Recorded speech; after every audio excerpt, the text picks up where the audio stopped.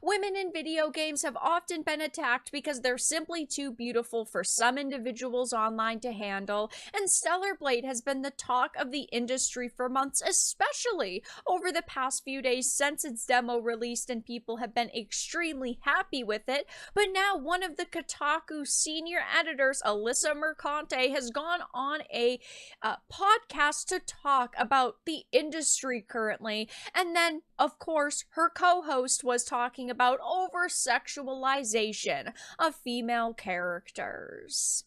I have a few different things to show off, but before we get into the topic, if you enjoy the content I create, check out the links in the description, follow me on social media, and consider supporting through Patreon or through YouTube memberships. Now, of course, normal human beings often agree to disagree. That is what people should be doing. If you like Stellar Blade, that's awesome. And if you don't like Stellar Blade, you should be able to respect the fact that somebody else is enjoying this game. But that is not how a lot of the activists within the industry work. And now Khalif Adams, an individual who of course is the founder of Spawn on Me and the Spawnies, has gone into one of the podcast episodes talking to the senior editor, Alyssa, who has caused a lot of drama on social media over the past few weeks, labeling fans of Stellar Blade as straight up conservatives and talking about how weird over-sexualization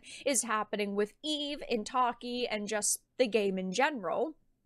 Here is the clip. Gaming, the bastion of keeping the wokes mad is Stellar Blade right now. Stellar Blade is the game of the year because there's a shiny titty and a almost a medium ass. It's not even a great ass. It's a medium ass. It's not even that big. It is a medium ass. Stellar Blade is being chalked up by these individuals as just a game to, you know, fulfill the, as they would say, male fantasy, right? For the male gaze, which is of course a ridiculous concept, but they nowhere talk about how amazing the gameplay is, all of the information they are throwing at you in this demo, and they are simply chalking it up to the fact that people are talking about Eve's backside and all of her sweet, sweet assets. Now, of course, they call it weird over-sexualization of the main character in Stellar Blade. They don't even know her name, which is absolutely hilarious and just shows that they're not actually gamers. But people are not really losing their minds to make a point. The individuals who are losing their minds are the ones who are the Puritans, demanding that Stellar Blade and games like it no longer exist, and saying that it's outdated representations of women and all of these things. People like me are the individuals that they're referencing here, that we're talking so much about Stellar Blade simply to make a point. Yes, we are trying to make a point that if you make a good product, it will sell. If you listen to your consumers, you can sell a product, and that is what is happening with Stellar Blade. I just recently did a video with Stellar Blade topping the pre-order charts on Amazon, in the PlayStation Store, in several regions. People are extremely hyped up for this game, and it's not just because of the sexualization of Eve. And to make it even worse, he tried to argue in the comment section with people about this topic. Somebody said, but my brother, in insert deity here, Eve is a strong woman, kicks ass, seems to have a development from insecurity to badassery, seems like a solid character, seems to tick the right boxes from that standpoint. And it's true, Eve is not just a shell of a character. She's not just like a beautiful character who knows nothing or does nothing, or she's, on the flip side, not a Mary Sue. She has to learn from mistakes that have been made, and she has to deal with the fact that her friend Taki ended up dying trying to protect her.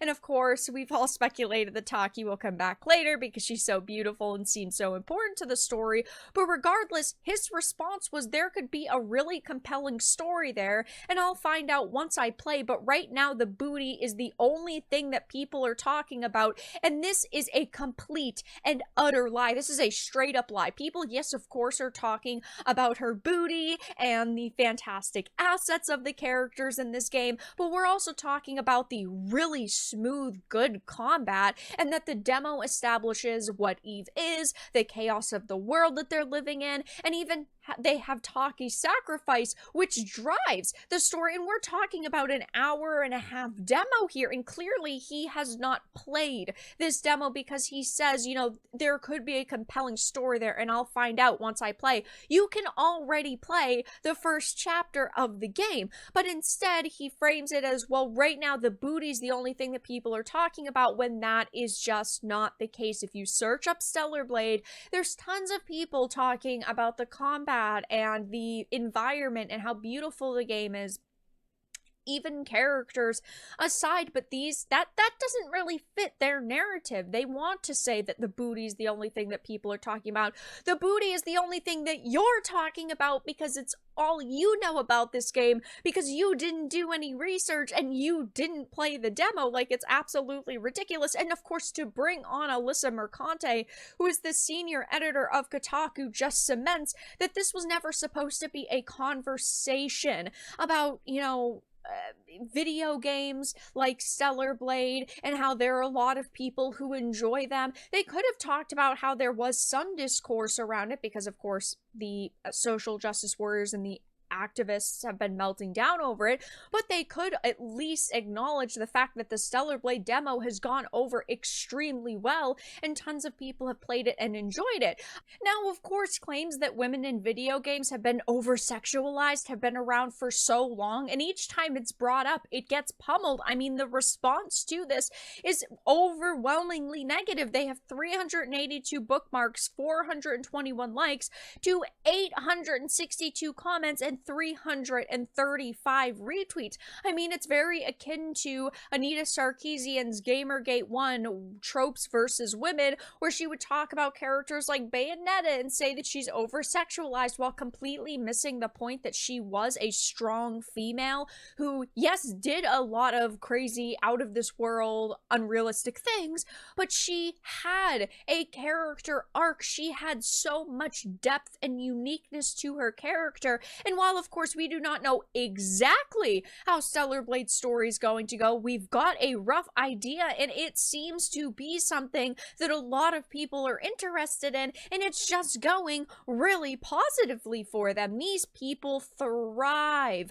off of Division, and they cannot accept the fact that most people are enjoying this game, whether it is the demo or whether they're playing the demo or watching the demo or they're simply waiting for the full release. There is a reason why this game is at the top of the pre-order charts. It is a console exclusive. It's a PlayStation 5 exclusive, which makes that even more crazy because, of course, if they put it on PC, the numbers would be insane, but the numbers already seem to be racking up for this game.